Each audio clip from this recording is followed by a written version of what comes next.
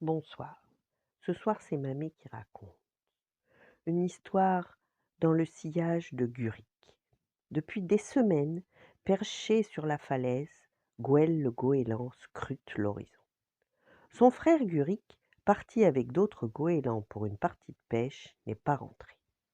Ne reviendra pas, lui dit-on chaque jour. Alors je pars à sa recherche, décide Gouel en s'élançant. D'en haut, il distingue bientôt les plongeons d'un cormoran. As-tu vu une bande de goélands lui demande-t-il.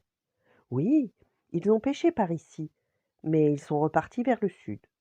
Gouel poursuit sa route et redescend bientôt vers une baleine à bosse pour l'interroger.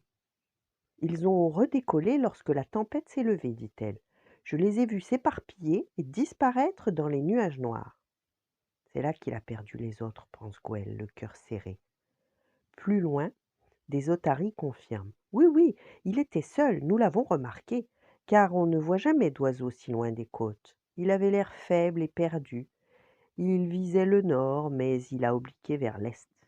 Gouel vole depuis plusieurs jours sans rien manger, car il n'a plus la force de pêcher.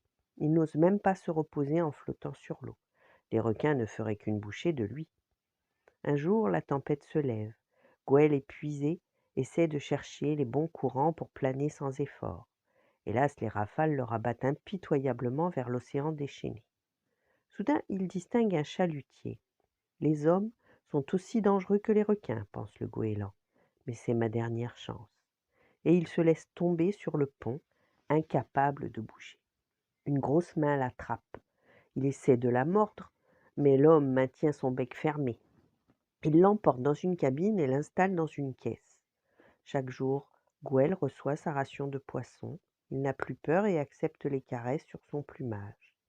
Un matin, on le sort de sa caisse. Le voilà bien retapé, lui dit son bienfaiteur. On peut le relâcher comme l'autre, à qui on vient d'enlever le bandage, répond une voix inconnue.